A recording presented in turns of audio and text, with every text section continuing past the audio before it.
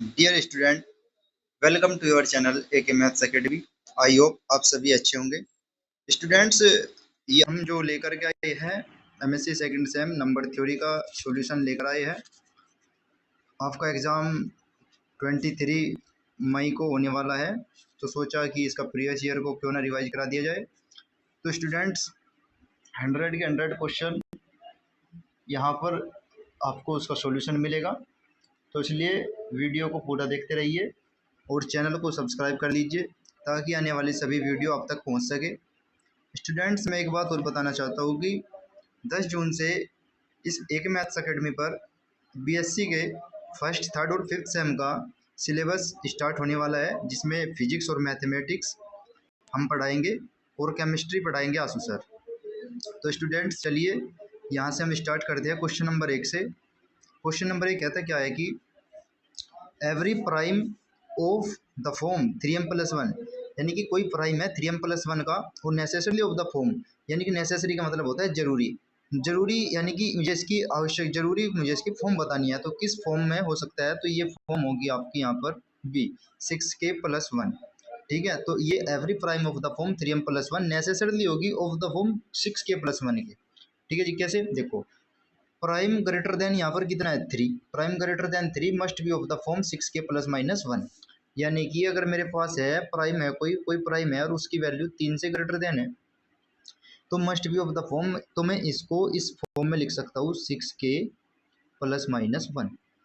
यकीन नहीं आता आपको? 3 से ऊपर बड़ी कोई सी भी वैल्यू ले लीजिए आप। मैंने लिया 5 मैंने कोई प्राइम लिया, मेरे पास मैंने माना कोई प्राइम P5 है, तो मैं इस 5 को इस जो 6k+-1 है इससे मैं फाइंड कर सकता हूँ। कैसे देखो, मैं k की वैल्यू 1 रखता हूँ तो 6 × 6 वो 6 हो गया, और माइनस प्लस माइनस कुछ भी ले सकते हो तो माइनस लिया, -1 इक्वल टू कितना बच गया 5।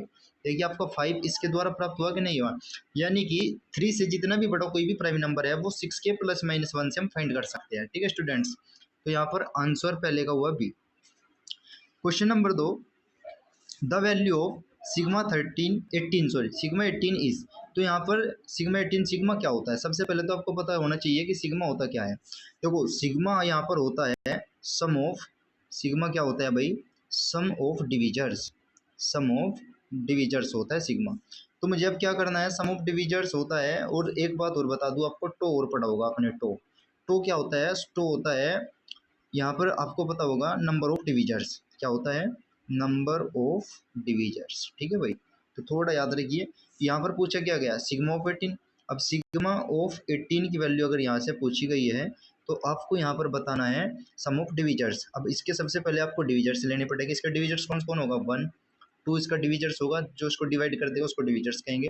3 इसका डिविजर्स होगा, 6 इसका डिविजर्स होगा, 9 इसका डिविजर्स होगा और 18 इसका डिविजर्स होगा। ठीक है स्टूडेंट्स, तो यहाँ पर ये आपको जो डिविजर्स मिले हैं इन सबको सम करना है। तो 1 + 2 3, 3 + 3 6, 6 + 6 12, 12 + 9 21, और 21 को 18 को जोड़ोगे तो आप 39 आपका आंसर आ जाएगा। क्या जाएगा? 39। तो यहाँ पर आपका आंसर हो जाएगा डी।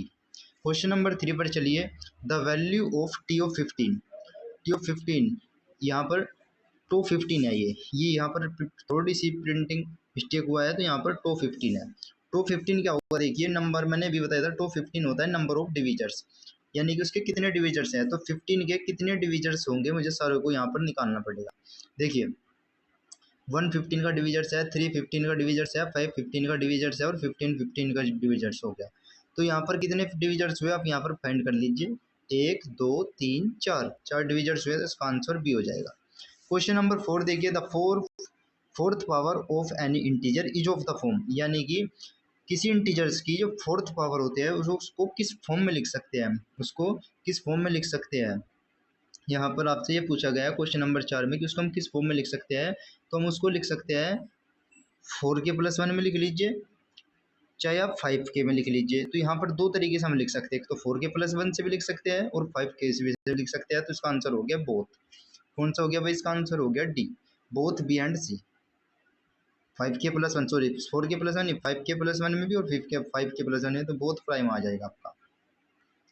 क्वेश्चन नंबर चलिए 5 पर। क्वेश्चन नंबर 5 कहते क्या है?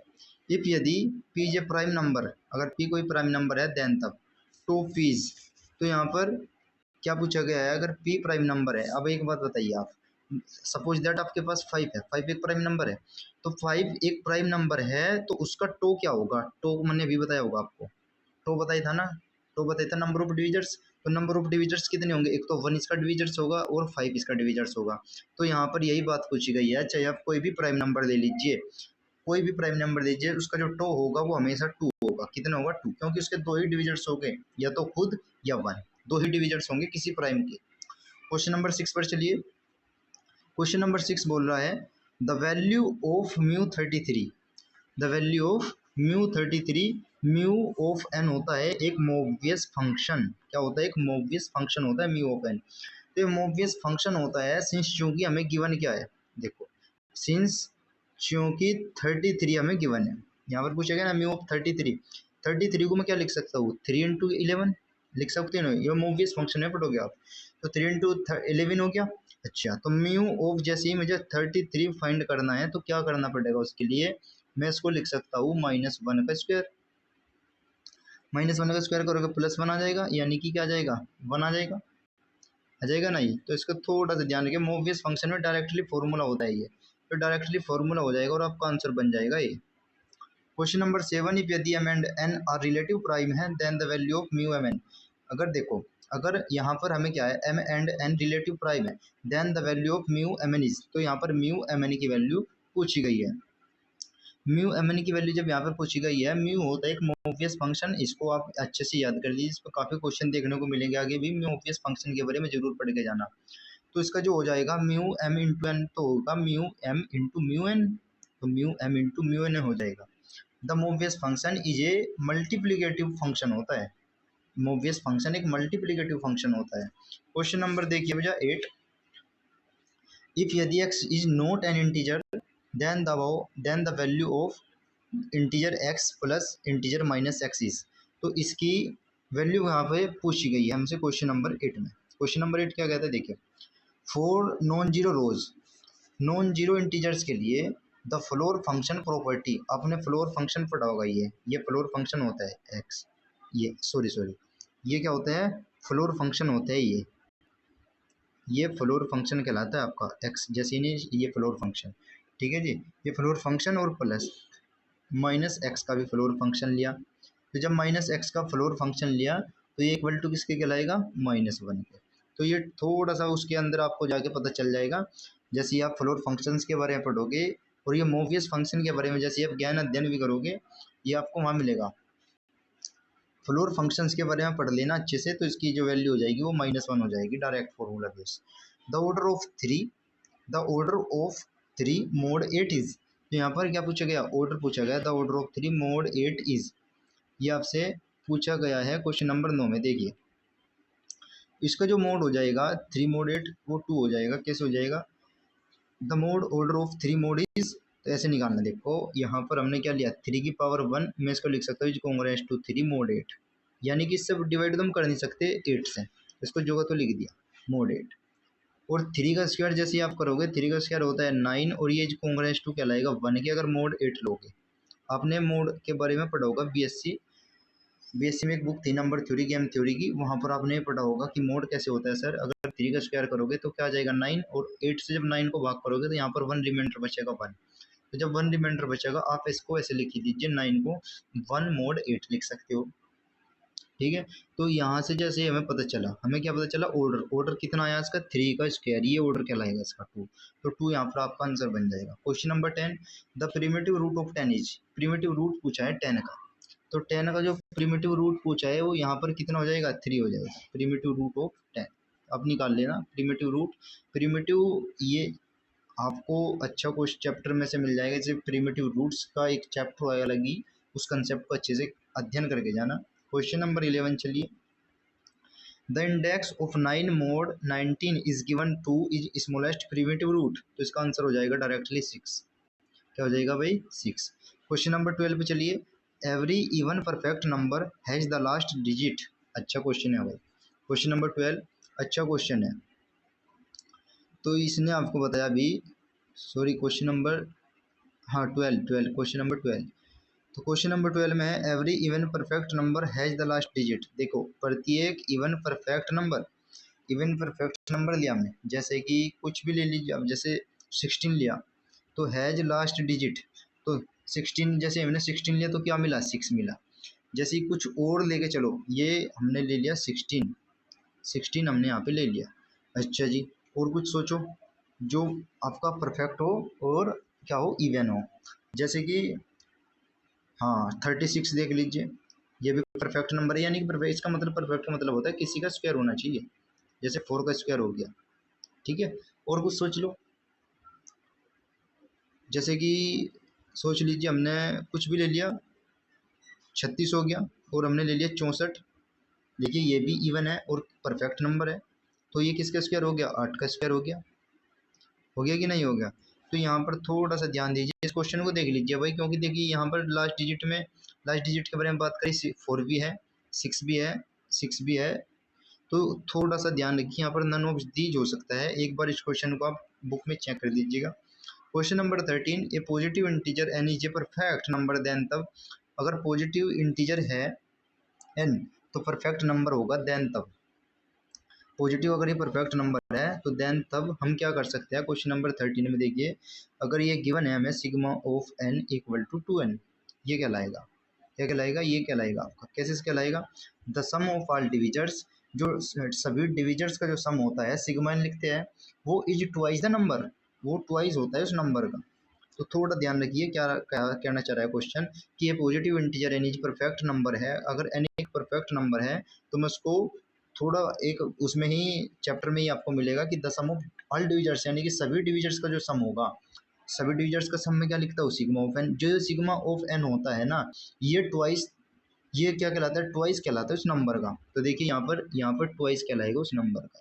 ठीक है, तो क्वेश्चन नंबर वो 13 का B is the correct answer. Question number 14, if यदि ए has order N minus one modulo n then तब, एन देन तब एन इज ए, तो यहाँ पर एन के बारे में बात कर रहा है, तो N is a prime number है। देखिए इफ यदि ए has order N minus one, अगर A N minus one order रख रहा है मोडुलो एन के, तो उसका जो ऑर्डर होगा देन तब एन इज ए, एन यहाँ पर प्राइम नंबर कहलाएगा, एन यहाँ पर क्या कहलाएगा, प्राइम नंबर। अगला question, question number 15, 4m greater than equal to 3 के लिए द इंटीजर्स 2 की पावर m हैज, तो ये क्या रखती है, नो प्रिमिटिव रूट रखती है, क्या रखती है, नो प्रिमिटिव रूट। ये डायरेक्ट क्वेश्चन एग्जांपल है भाई, ये प्रिमिटिव रूट में डायरेक्ट एग्जांपल है, देख लीजिए। क्वेश्चन नंबर 16, इफ यदि p is an odd prime then the number of solution of x की power p minus 1/2 is Congress to 1 modulus p। और तो क्वेश्चन नंबर 16 यहाँ पर क्या लाएगा आपका, क्वेश्चन नंबर 16 यहाँ पर p माइनस 1/2 आपका हो जाएगा। Question number 17, 6x plus 51y equal to c is solution, is soluble, soluble कहलाएगा देन तब, अगर ये सोल्यूबल है तो देन तब क्या होगा। क्वेश्चन नंबर 17 यहाँ पर c इक्वल टू 9 होगा, क्या होगा, c इक्वल टू 9, कैसे होगा, इक्वल टू 9, देखिए यहाँ पर ये सोल्यूबल कब कहलाता है, देखिए आपने कॉन्ग्रुएंस के बारे में पढ़ा होगा या लीनियर डाइप्टन इक्वेशन नाम सुनी होगी, ऐसे ही कुछ था। आप यहाँ पर देखिए 6,51 का यहाँ पर ग्रेटेस्ट कॉमन डिवीजर आपको फाइंड करना है, जीसीडी जिसको बोलते हैं, तो जीसीडी ऑफ इसका, तो जीसीडी जब इसका फाइंड करोगे यहाँ पर 3 है, और जब यहाँ पर 3 है तो 3 इस सी को डिवाइड करना चाहिए, आपने पढ़ा होगा, तब ये सोल्यूबल कहलाता है, क्यों भाई, तो यहाँ पर 3 किसको डिवाइड कर रहा है, 9 को, तो यहाँ पर 9 इसका आंसर करेक्ट हो जाएगा। तो थोड़ा सा अपने आप भी दिमाग लगाइएगा, ये डायरेक्टली होता है, जैसे वहाँ पर भी आप देखते थे कि उसमें लीनियर डाइप्टन इक्वेशन में ए और बी का जीसीडी लेते थे, और जो जीसीडी आता था वो डिवाइड करना चाहिए इस वाले पार्ट को, इस वाले पार्ट को, तो वही जाकर ये सोल्यूबल कहलाएगा, तो सोल्यूबल आपको पता चलेगा। Question number 18, 4n greater than 1 के लिए n की पावर u जमा u की power n is a composite number बन जाएगा, ये क्या बन जाएगा, कंपोजिट नंबर बन जाएगा, कंपोजिट नंबर बन जाएगा, n की पावर n और plus n equal to n की power n minus 1, sorry n की पावर हो जाएगा, देखिए n की power n plus n equal to n बार आ जाएगा आपका, जैसे ही आप n को मान लोगे तो n की पावर n माइनस 1 हो जाएगा और प्लस 1 हो जाएगा। तो ये जो बन जाएगा ना आपका, ये क्या बन जाएगा, ये बन जाएगा एक कंपोजिट, क्योंकि कंपोजिट होगा दो के मल्टीपल में, किसी न किसी के मल्टीपल में कंपोजिट बोलते हैं। क्वेश्चन नंबर 19 देखिए, four N greater than equal to 1 के लिए एंड जीसीडी ए बी का 1 है, देन तब जीसीडी ए की पावर एन बी की power N is equal to, तो जीसीडी जो है वो किसके इक्वल कहलाएगा, वो कहलाएगा 1 के इक्वल, जीसीडी 1 कहलाएगा। ठीक है, गिवन भी है ए की पावर एन बी की पावर, देखो ए और बी में अगर कुछ भी कॉमन नहीं है, यानी कि उनका जीसीडी अगर 1 है तो आप उनकी कुछ भी पावर कर दीजिए तो भी उनका जीसीडी 1 ही रहेगा। क्वेश्चन नंबर 20 देखिए, the square of any odd integers is of the form, यानी कि square of any odd integers, कोई ओड इंटीजर्स है उसका square is of the form, किस फॉर्म में बनेगा, किस फॉर्म में बनेगा। देखिए मैं बताता हूँ, आप कुछ भी ओड नंबर इंटीजर्स लेके चलिए, जैसे मैंने ले लिया 9, कोई ओड इंटीजर्स है और ओड इंटीजर्स है, अब उसका स्क्वायर नहीं ला, उसका स्क्वायर मैंने ले लिया तो ये कितना कहलाएगा 81, कहलाया कि नहीं कहलाया। अच्छा जी 81 कहलाया, तो मैं इस 81 को किस फॉर्म में लिख सकता हूँ, इस फॉर्म में भी लिख सकता हूँ और इस फॉर्म में भी लिख सकता हूँ। कैसे, देखिए 4k+1 यहाँ पे गिवन है, 4k+1 अगर मैं k के स्थान पर कितना ले दूँ 20, तो 4 इंटू 20+1 24, 80+1 और 80+1 81, तो इस फॉर्म में आ गया कि नहीं आ गया, तो इसलिए मैं इसको दोनों फॉर्म में लिख सकता हूँ, तो इसका आंसर बोथ हो जाएगा A and B. Question number 21 हो जाएगा, इफ यदि n इज कंपोजिट नंबर है देन तब, अगर n कंपोजिट नंबर है तो देन तब क्या होगा, 5n less than equal to n minus root n, ये भी डायरेक्ट थ्योरम बेस है, ये एग्जांपल वहाँ पे गिवन है डायरेक्ट ही, देख लीजिए आप बुक में। क्वेश्चन नंबर 22, यदि a equal to B Q plus R then G C D A B, यहाँ पर जी सी डी पूछा गया है ए बी का, 22 में G C D of a b b r हो जाएगा, जी सी डी बी कोमा आर के बराबर हो जाएगा, ए बी का जो जी सी डी हो जाएगा वो बी कोमा आर के बराबर हो जाएगा। क्वेश्चन नंबर 23, इफ यदि p की power n is the nth prime number then for n greater than equal to 5, तो क्वेश्चन नंबर 23 का जो आंसर हो जाएगा आपका वो पी एन का whole square greater than pn+1 pn+2, ऐसे ऐसे ऐसे आप करते जाइएगा। क्वेश्चन नंबर आपका ये 24, लेट n इक्वल टू 2 की power k-1 2k-1 k greater than equal to 2 be any even perfect number, ठीक है, देन द वैल्यू ऑफ, इसकी वैल्यू पूछी गई है, इसको प्रोडक्ट बोलते हैं भाई, ये जो साइन होता है ये प्रोडक्ट का साइन होता है, किसका साइन होता है भाई, प्रोडक्ट का साइन होता है, ये वाला, ये जो आप पाई टाइप होता है ना, ये इसको प्रोडक्ट का साइन बोलते हैं। तो क्वेश्चन नंबर 24 का जो आंसर हो जाएगा आपका n की पावर k हो जाएगा, D is the correct answer. Question number 25 चलिए, इफ यदि 2 की power k-1 is a prime for k greater than 1 के लिए देन तब ये हो जाएगा 2 की पावर k-1 2 की power k-1। Question number 26, if यदि n greater than 2 then there exist a prime number p satisfying, तो कौन सी कंडीशन को सेटिस्फाई करेगा, तो इस कंडीशन को यहाँ पर सेटिस्फाई कर जाना चाहिए, n लेस देन p और लेस देन, यहाँ पर देखिए भाई 2n होता था शायद, चलो यहाँ पर ये हो जाएगा आपका ए इज द राइट आंसर। यहाँ पर आप पढ़ोगे बर्ट्रैंड्स पोस्टुलेट्स के बारे में, इफ यदि n greater than 2 then there exist a prime p satisfying, तो उसको सेटिस्फाई कर जाएगा। क्वेश्चन नंबर 27, लेट मान लिया n1 n2 are relatively prime है, प्राइम नंबर्स है, n1 ग्रेटर देन 2 है और n2 भी ग्रेटर देन 2 है, then n equal to n1 n3 n2 जो भी है has how many primitive roots, तो वो कितने प्रिमिटिव रूट्स रखता है, तो ये क्वेश्चन को आप याद रख लीजिएगा कि वो कोई भी प्रिमिटिव रूट्स नहीं रखता है n ग्रेटर देन 2 के लिए। क्वेश्चन नंबर 28, इफ यदि a greater than 1 and m comma n are positive integers है देन जीसीडी ए की पावर m-1 कोमा ए की पावर n-1 इज, तो 28 क्वेश्चन यहाँ पर देखिए, ए की power GCD m comma n-1। Question number 29, जल्दी जल्दी देखिए स्टूडेंट्स वरना आपकी वीडियो काफ़ी लंबी चली जाएगी।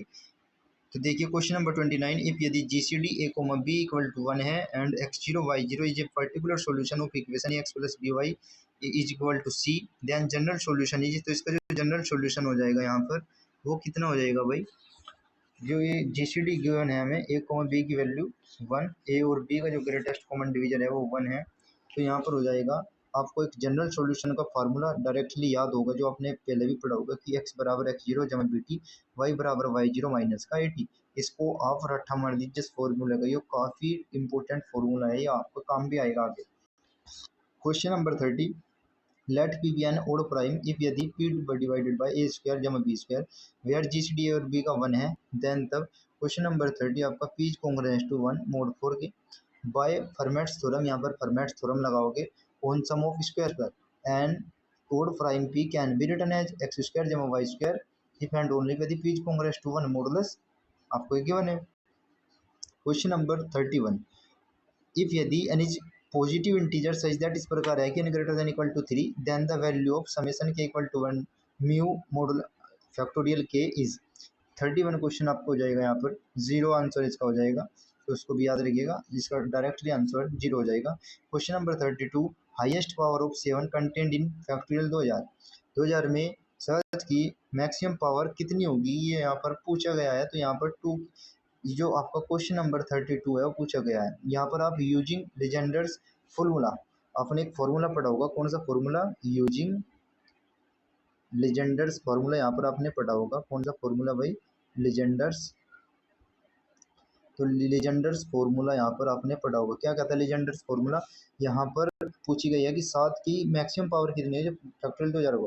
देखिए लीजेंडर्स फॉर्मूला कहते हैं, जैसे मेरे पास 2000/7 किया, फिर दिया कि नहीं है, जमा, फिर आपने ये सॉरी नीचे ये फ्लोर ये वाला रखना है आपको, 2000/7 का स्क्वायर करोगे तो 49 प्लस 2000 ओवर में 343, जैसे ऐसे करते रहोगे ना आप ये करके, तो इक्वल टू इसकी जो वैल्यू निकाल लोगे आप, इसको डिवाइड करोगे, डिवाइड जैसे ही आप इसको डिवाइड करोगे तो 7 दूनी के 14, 6 बच गया, 7 7 8 के 56, 4 बजे 7 चौके 28, 200 7 पंजे 35, 285 जमा 40 और जमा 5, दोनों इसको सोल्व करोगे ना, इसको और इसको जैसे ही सोल्व करोगे तो ये टोटल आपका बनेगा 330। तो 330 यहाँ पर आपको गिवन है, ये आपका D is the right answer. ये फॉर्मेट्स फॉर्मूला आप याद रखिए, फॉर्मेट्स लिटिल फॉर्मूला, ये यूजिंग लीजेंडर्स फॉर्मूला तो इसमें यूज हुआ है आपका, और जो फॉर्मेट्स लिटिल फॉर्मूला है वो आपका आगे यूज होने वाला है। क्वेश्चन नंबर 33 देखिए, इफ यदि n इक्वल टू p1 की पावर a1 p2 की पावर a2 p की पावर a के, then the value summation d by n modulus mu of d is 33, यहाँ पर हो जाएगा 2 की power k। Question number 34, solution of congruence x की power 15 is congruence to 7 mod 19 r। Question number 34 यहाँ पर आपका बन जाएगा D is the right answer, none of these यहाँ पर लगाइए। By formats little formula theorem से यदि 19 डिवाइड नहीं कर पा रहा है x को, देन तब x की power 18 is congruence to mod 19 के, तो सिंस चूंकि 1 नॉट कॉन्ग्रुएंस टू 7 मोड 19 के, तो इसलिए यहाँ पर नन ऑफ दीज आ जाएगा। Question number 35, n integers which leaves remainder 5 when divided by 11 and 2 when divided by 19। तो क्वेश्चन नंबर 35 यहाँ पर आपका see the right answer 192 mode 209। Question number 36 देखिए, यदि n इक्वल टू 4503 देन तब यहाँ पर कंडीशन पूछी गई है 36 में हो जाएगा यहाँ पर is the right answer, is the right answer. Zero fundamental property of mob based function. देखिए क्वेश्चन नंबर जो 36 है, एक फार्मूला बताया होगा आपको, क्या बताया था फार्मूला, जो यहाँ पर टो के बारे में सुना होगा आपने, tau of number of divisors के बारे में मैंने बात की थी, तो इसको आप ऐसे लिख सकते हो, tau of n+1 equal to tau of n+2 type करके। तो ऐसे ही यहाँ पर देखिए, tau of n equal to tau of n+1 tau of n+2, जैसे आप वहाँ जाकर देखोगे तो ये इसी प्रकार से बन जाएगा नंबर ऑफ फैक्टर्स के बारे में।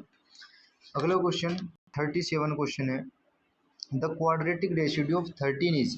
तो क्वाड्रेटिक रेशिड्यू के बारे में बात की है 37 में, तो क्वाड्रेटिक रेशिड्यू 3 हो जाएगा, क्योंकि एक्स स्क्वायर यहाँ पर देखो फॉर्मूला ये लगाना, x square is congruence to a mode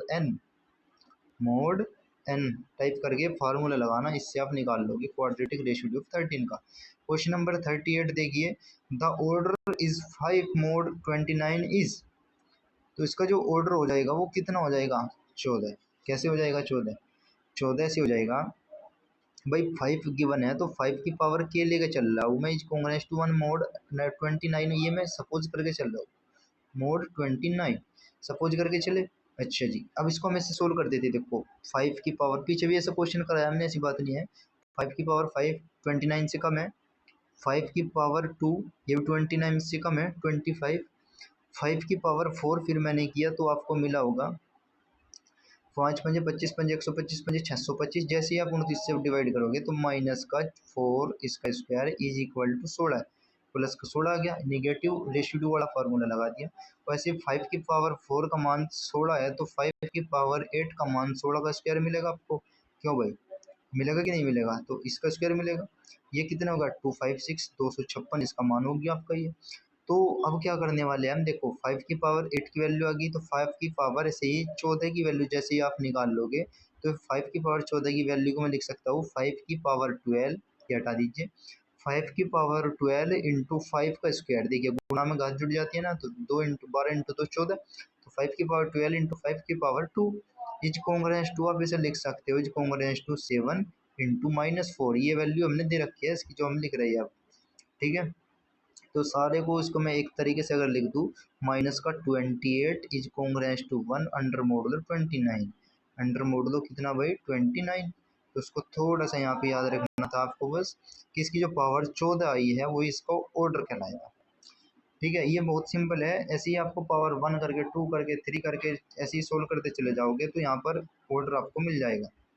question number 39 जैसे यहाँ पर देखिए, क्वेश्चन नंबर 39 कह रहा है 4 इंटीजर ग्रेटर देन 1 के लिए the value of summation d by n mu of d is, तो 39 का क्वेश्चन देखिए यहाँ पर 0 हो जाएगा, 0 इज द राइट आंसर। यहाँ पर फंडामेंटल प्रॉपर्टी ऑफ मोवियस फंक्शन के बारे में पढ़ा होगा, 4 एन इन ग्रेटर देन 1 के लिए देखो, the sum of the Mobius function over the divisors of n is always 0, तो ये ऑलवेज 0 होता है, याद रखिएगा। क्वेश्चन नंबर 40, if यदि p and p plus 2 are both primes then the value of 5p plus 2 is, तो 5p plus 2 की value 40 में पूछी गई है, तो 5 plus t की वैल्यू 5 of p plus 1 हो जाएगा। 5 of p plus, तो आइलर्स एक फंक्शन होता है, आइलर्स मेथड होता है एक, उसका function 5 of n 4 a prime n is n minus 1, तो 5 of p plus 1 हो जाएगा।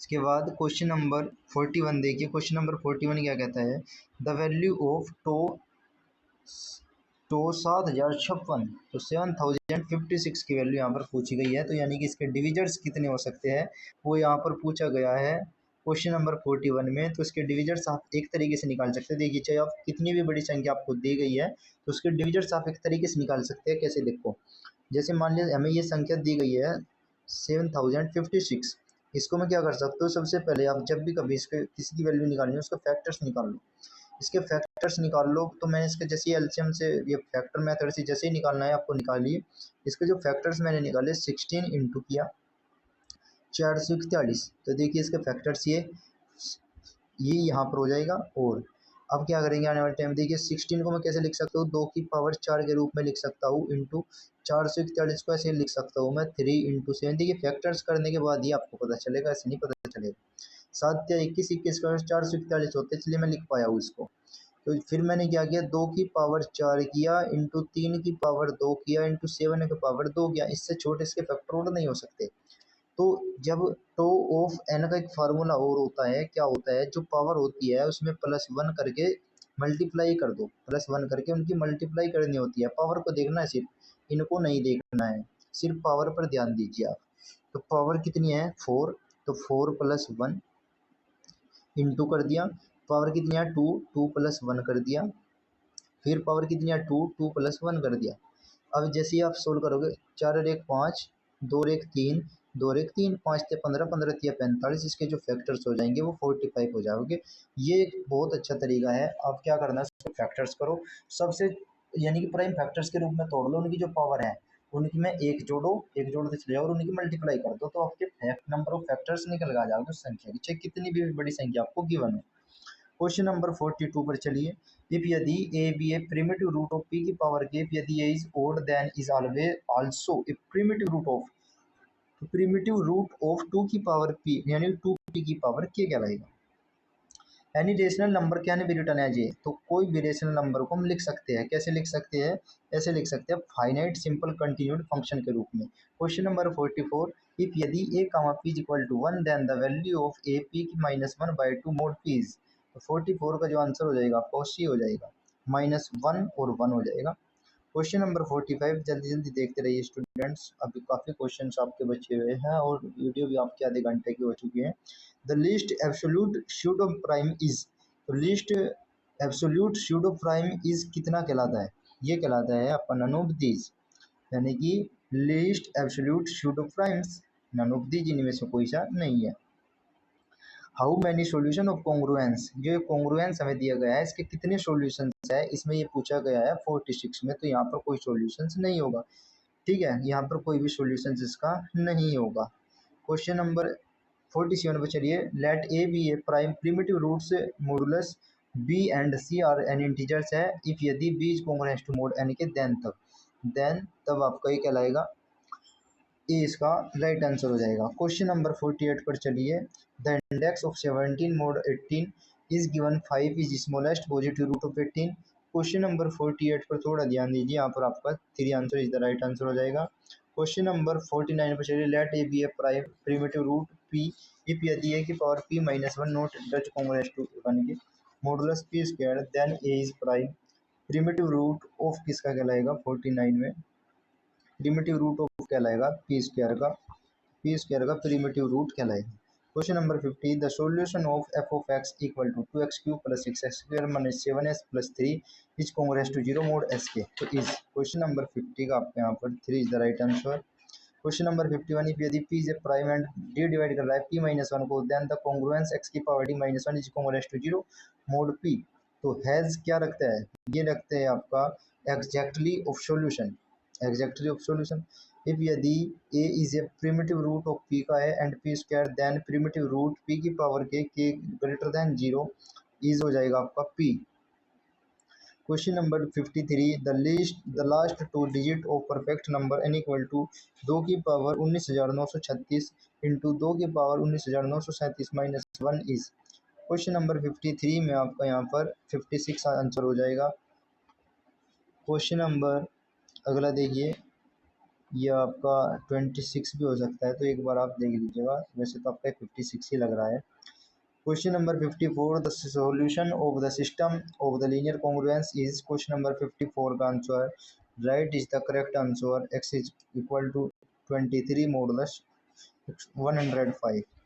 Question number 55, the congruence of x is equal to x cube जमा x स्क्वायर जमा 4x जमा 29 is congruence to 0 under modulo 125 is satisfied by, तो किसके द्वारा satisfied हो जाएगा, ये 129 के द्वारा सेटिस्फाइड हो जाएगा। Question number 56, how many solution of the system x is congruous to 2 under modulo 5, x is congruous to 4 under modulo 21, x is congruous to 3 under modulo 114, तो एग्जिस्ट कर जाएगा। 56 का जो सॉल्यूशन होगा इसमें 9 सॉल्यूशंस बन जाएगा।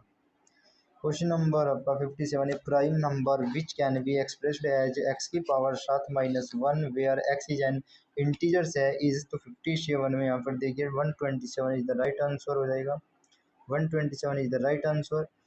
ठीक है जी, x की पावर देखिए कैसे हो जाएगा, 257 को करा देते हैं, x की power n minus 1 to be prime, तो x मस्ट बी 2, चूँकि 2 प्राइम नंबर है तो n must be prime number. तो इफ यदि x बराबर अगर 2 लेकर के चलते हैं तो 2 की पावर 7 माइनस 1 इक्वल टू 2 की 128 minus 1 equal to 127, 127 is the right answer. Question number 58, the general solution of 170x minus 455y equal to 625, तो इज इसका जो सॉल्यूशन जनरल सॉल्यूशन होगा 58 का वो आपका is the right answer, x is equal to 1 plus 9। तो यहाँ पर इसका एक फार्मूला बताया था, वही वाला जो आपको पीछे बताया था, x बराबर x0 जमा b by d into b t, b by d into t होता था, अगर कॉन्ग्रुएंस टू 1 है तो bt लिख देते थे डायरेक्ट, और y इक्वल टू लिखते थे y0 माइनस का a t। ठीक है, तो इसी फार्मूले से यहाँ से जनरल सॉल्यूशन यहाँ पर निकाला गया है। क्वेश्चन नंबर 59, लेट माना f of N equal to summation d by f d, then तब यहाँ पर question number 59 c is the right answer, both हो जाएगा। Question number 60, the highest power of 13 content in factorial 2000 is, देखिए फिर से सही क्वेश्चन 60 जैसे पीछे क्वेश्चन कराता है, तो इसी तरीके से आपको क्वेश्चन नंबर 60 कर लेना है यहाँ पर 1665। क्वेश्चन नंबर 61 है, the highest power of the 18 content in factorial 500 is. Question number 61 में आपका हो जाएगा 247, 247 is the right answer. Question number 62, general solution of 17x जमा, ये देखिए क्वेश्चन बुक में एग्जांपल्स है, ये जो तो क्वेश्चन का रट्टा मार लेना, 2-3 क्वेश्चन ये इंपॉर्टेंट है। ठीक है, ये लीनियर डाइफेक्ट इक्वेशन से रिलेटेड क्वेश्चन है, तो वहाँ पर ही आपको मिल जाएंगे। A is the right answer, direct वहाँ से सॉल्यूशन ले सकते हो। Index table 418 with primitive root 5 is, तो यहाँ पर इसका क्वेश्चन नंबर 63 इसका ए लगा रखा है, बट मुझे लग रहा है कि इसका आंसर बी होना चाहिए। तो आप देख लीजिएगा एक बार बुक से भी आप इसका एक बार सॉल्यूशन मैच कर सकते हैं। Question number 64 the solution of congruence x square is congruence to 3 under mod 88 r. तो क्वेश्चन नंबर 64 यहाँ पर आपका बन जाएगा d. D is the right answer बनना चाहिए, तो डी ही यहाँ पर है। कॉन्ग्रुएंस हैज नो सॉल्यूशन, यानी कोई भी सॉल्यूशंस नहीं रखेगा। Question number 65 solution of x square is congruence to 1 under mod of p, p is a prime. P is a prime, तो यहाँ पर क्या हो जाएगा 1 p minus 1, c is the right answer होना चाहिए। क्वेश्चन नंबर 66 है the solution of system x is Congress to इतना वाई, तो यहाँ पर देख लीजिए, यहाँ पर क्वेश्चन नंबर 66 में आपको d is the right answer है कि the given system is not solvable, यानी कि ये सिस्टम जो है वो सॉल्वेबल नहीं है। Question number 67 let a be primitive root of p की पावर के, यदि a is even then the primitive root of 2 p की पावर के, तो ये 67 आपका कहलाएगा इस क्वेश्चन को पी की पावर के। Question number 68 the value of sigma of 7056 inch, तो यहाँ पर आप इसके सिग्मा को निकाल सकते हो। हमने बताया था द सम ऑफ फैक्टर्स, यानी कि इसके जो फैक्टर्स हैं उन सबको सम कीजिए, तो सब का सम निकालने के बाद ही आपको एक क्वेश्चन लगा लेना, तो ये आप निकाल सकते हो। जैसे पिछला क्वेश्चन हमने करा था ऐसे ये कर देना। Question number 69 two positive integers and b are relatively prime कहलाएंगे अगर 69 वे रिलेटिवली प्राइम कहलाएंगे अगर उनका जीसीडी 1 है। ये सभी को पता है कि दो इंटीजर्स है पॉजिटिव इंटीजर्स, वे रिलेटिवली प्राइम कहलाओगे अगर उनका जीसीडी 1 आ जाता है। क्वेश्चन नंबर 17 बच्चे 70 देखिए, द जीसीडी ए बी 1 है और जीसीडी ए सी 1 है, then GCD of a b c is equal to, question number 70 जो यहाँ पर डी 1 ही इसका जीसीडी कहलाएगा।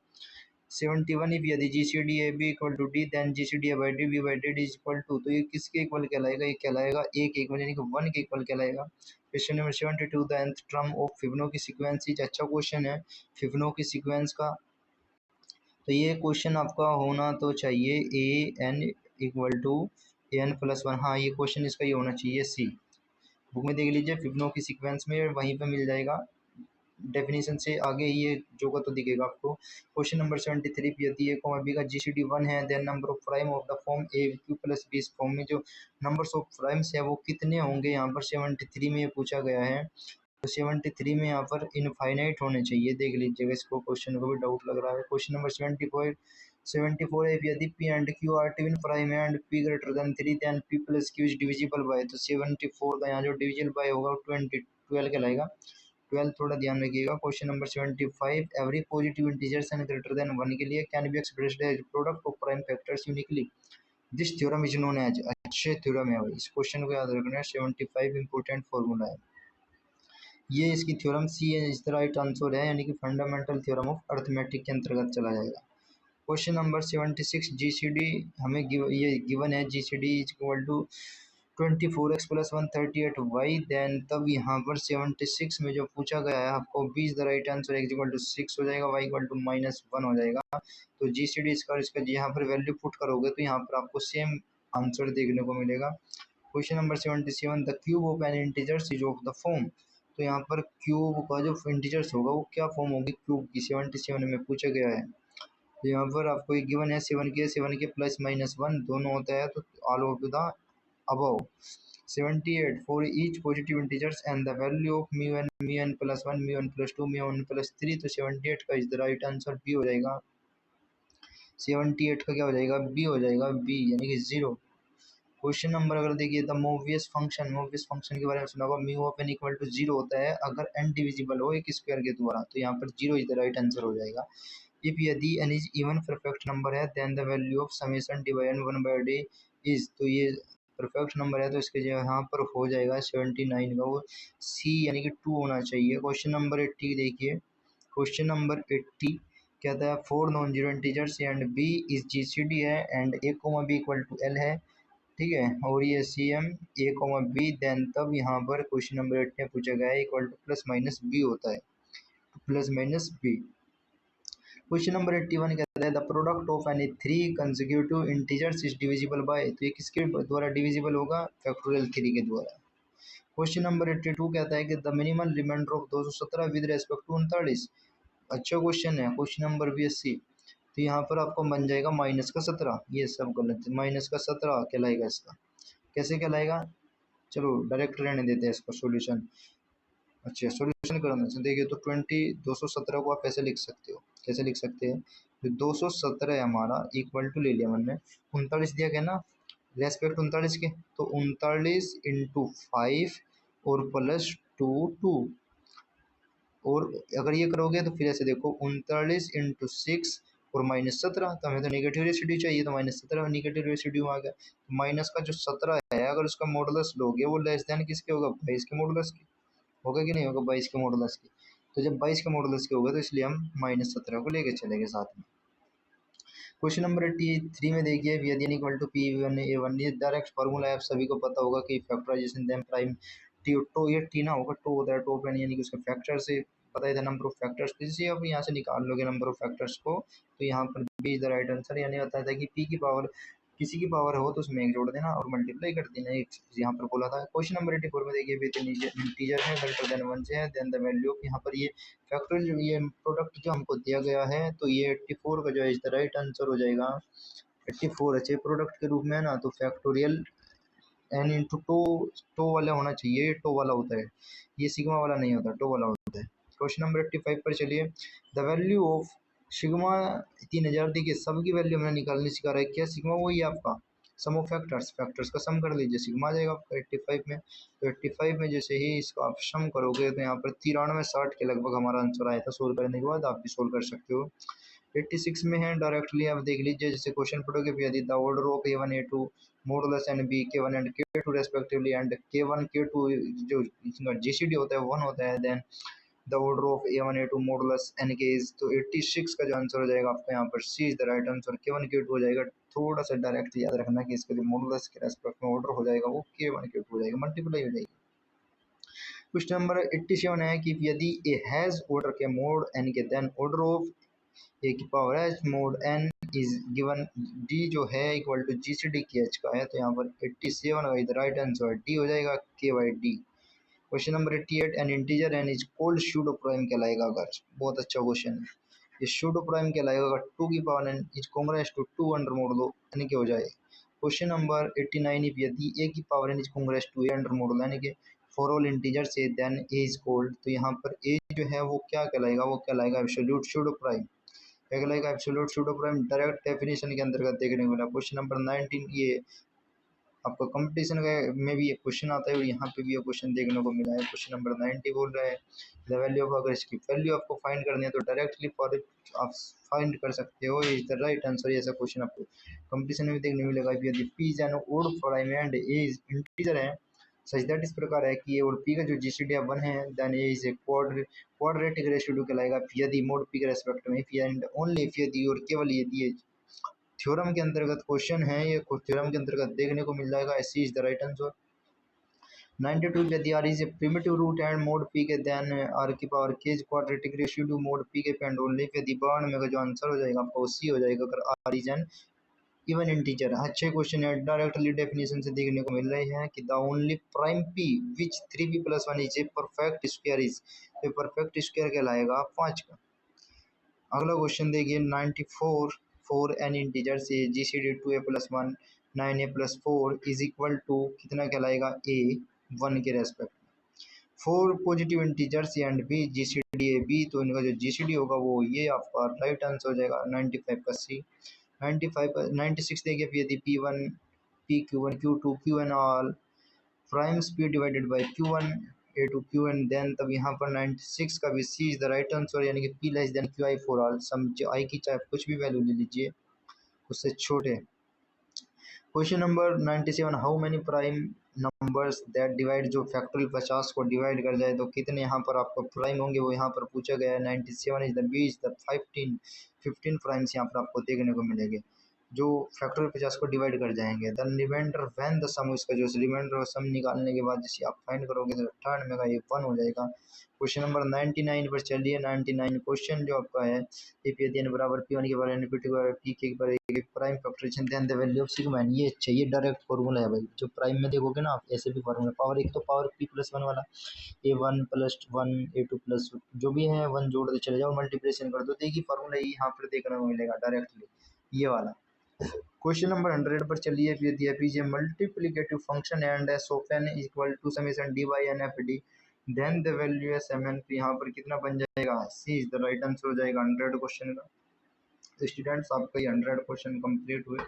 तो जैसे आपका फैक्टर निकालना, जैसे सिग्मा बोलते हैं ना, नंबर ऑफ, ये यहाँ नंबर ऑफ सम यानी कि सम ऑफ डिविजर्स सिग्मा कहलाता है। तो के बारे में जिक्र किया था, नंबर ऑफ डिविजर्स, कितने नंबर है कितने डिविजर्स है उसके, वो यहाँ पर फाइंड करना होता है। और प्रिमिटिव रूट से भी काफ़ी क्वेश्चन मिले, जैसे आपका कोंग्रुएंस को अच्छे से करना, कोंग्रुएंस के बारे में ज़्यादा जानकारी यहाँ पर है। प्रिमिटिव रूट्स के बारे में हमने आपको बता दिया, और मोबियस फंक्शन को जरूर पढ़ के जाना स्टूडेंट्स। तो स्टूडेंट्स अगर हमारी आपको ये सॉल्यूशंस अच्छा लगा तो हमारे चैनल वीडियो को लाइक कीजिए एंड चैनल को सब्सक्राइब कर लीजिए, ताकि आने वाले सभी वीडियो आप तक पहुँच जाए। धन्यवाद स्टूडेंट्स।